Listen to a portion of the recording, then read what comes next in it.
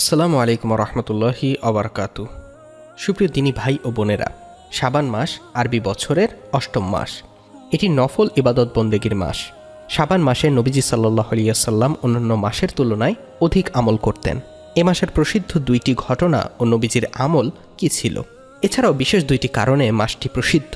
কি সে দুইটি কারণ? এর সবকিছু জানিয়ে দেব এই ভিডিওতে ইনশাআল্লাহ। তাই ভিডিওটি না টেনে সম্পূর্ণ দেখার অনুরোধ রইল।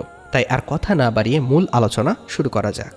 ইসলামের ইতিহাসে হিজরি বছরের অষ্টম মাস শাবান মাসে বিশেষ দুইটি ঘটনা ঘটে, যা ছিল ইসলাম ও মুসলমানদের জন্য বিশেষ মর্যাদা ও আকাঙ্ক্ষার বিষয়। তা হল, এক, কেবল পরিবর্তনের নির্দেশে আয়াত নাজিল। ইসলামের ইতিহাসের সেরা ঘটনা কেবলা পরিবর্তনের নির্দেশে আয়াত নাজিল। ইসলামের ইতিহাসের সেরা ঘটনা কেবলা পরিবর্তন। এটি ছিল হিজরতের 16 মাস পরের এবং বদরের যুদ্ধের মাত্র 2 মাস আগের ঘটনা। আকাঙ্ক্ষিত বরকতময় মুহূর্তটি ছিল দ্বিতীয় হিজরি সনের শাবান মাস। মদিনা থেকে একটু দূরের একটি মসজিদে মুহাম্মদ সাল্লাল্লাহু আলাইহি ওয়াসাল্লাম সাহাবাদের নিয়ে বাইতুল মুকাদ্দাসের দিকে ফিরে জোহরের নামাজ আদায় করছিলেন। নবীজি নামাজে থাকাকালীন সময়ে আল্লাহ তাআলা কোরআনের আয়াত নাজিল করে কেবলা পরিবর্তনের নির্দেশ দেন। আল্লাহ তাআলা বলেন, নিশ্চয়ই আমি তোমাকে বারবার আকাশের দিকে তাকাতে দেখি, অতএব অবশ্যই আমি তোমাকে সেই কেবলার দিকেই ঘুরিয়ে দেব, যাকে তুমি পছন্দ করো। এখন তুমি মসজিদুল হারামের দিকে মুখ করো এবং তোমরা যেখানেই থাকো সেদিকেই মুখ করো। সূরা বাকারা আয়াত 144। এ কারণে শাবান মাস একদিকে যেমন মুসলিম স্বাতন্ত্র্য ও ইসলামী ঐক্যের মাস, অন্যদিকে তেমনই কাবা শরীফ কেন্দ্রীয় মুসলিম জাতীয়তা ও ভ্রাতৃত্ববোধে উজ্জীবিত হওয়ার মাস। যে মসজিদটিতে এই ঘটনা ঘটেছিল সেটি হল মসজিদে কিবলাতাইন। হজ ও উমরা পালনকারীরা আজও সে মসজিদ জিয়ারত করেন, নামাজ পড়েন। মসজিদটির 2টি মেহরাব বিপরীতমুখী। দরুদ পড়ার নির্দেশের আয়াত নাজিল হওয়া।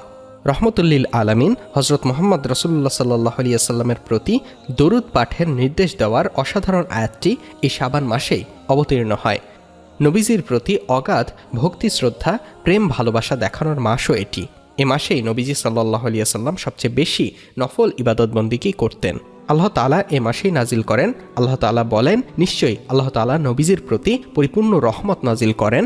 ফেরেশতারা নবীজির জন্য রহমত কামনা করেন। হে মুমিনগণ, তোমরাও তার প্রতি দরুদ পাঠ করো এবং যথাযথভাবে সালাম পেশ করো। সূরা আহজাব আয়াত 56। সুতরাং বিশেষ 2টি ফজিলতপূর্ণ ঘটনার মাস শাবান। এর মধ্যে একটি সর্বোত্তম আমল, যার মাধ্যমে প্রকাশ পায় নবীজি সাল্লাল্লাহু আলাইহি ওয়াসাল্লামের প্রতি অগাধ ভক্তি, শ্রদ্ধা ও প্রেম ভালোবাসা। এ মাসের নফল ইবাদত নামাজ ও রোজা সুন্নতের অনুশীলনের অন্যতম মাধ্যম। নবীজি সাল্লাল্লাহু আলাইহি ওয়াসাল্লামের ভালোবাসা পাওয়ার সেরা মাস। এ বিষয়ে হাদিস পাকে নবীজি বলেছেন, হযরত আনাস রাদিয়াল্লাহু তাআলা আনহু বর্ণনা করেছেন, রাসূলুল্লাহ সাল্লাল্লাহু আলাইহি ওয়াসাল্লাম আমাকে বলেছেন, হে ছেলে, যদি সম্ভব হয় তবে এভাবে সকাল সন্ধ্যা অতিবাহিত করো যেন কারো প্রতি তোমার অন্তরে হিংসা না থাকে, তবে তাই করো। এরপর বলেন, এটাই আমার সুন্নত আদর্শ। যে ব্যক্তি আমার সুন্নত অনুসরণ করল সে প্রকৃতপক্ষে আমাকে ভালোবাসলো, আর যে আমাকে ভালোবাসলো সে আমার সঙ্গে জান্নাতেই থাকবে। তিরমিজি, মিশকাত। শাবান মাস জুড়ে প্রিয় নবীজি পড়তেন, আল্লাহুম্মা বারিক লানা ফি শাবান ওয়া বাল্লিগনা রমাদান, যার অর্থ, হে আল্লাহ, শাবান মাসকে আমাদের জন্য বরকতময় করুন এবং আমাদেরকে রমজানে পৌঁছে দিন।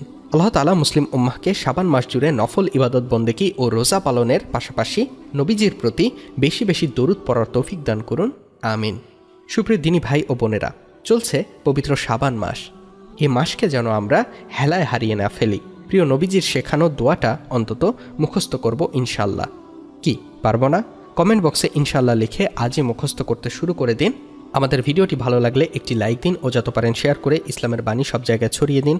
আর আমাদের চ্যানেলে যদি নতুন হয়ে থাকেন তবে অন্যান্য ভিডিওগুলো দেখুন। ভালো লাগলে সাবস্ক্রাইব করে পাশে থাকা বেল বাটনটি চেপে রাখুন। ইসলামিক বিষয়ভিত্তিক ভিডিও পেতে আমাদের সঙ্গেই থাকুন।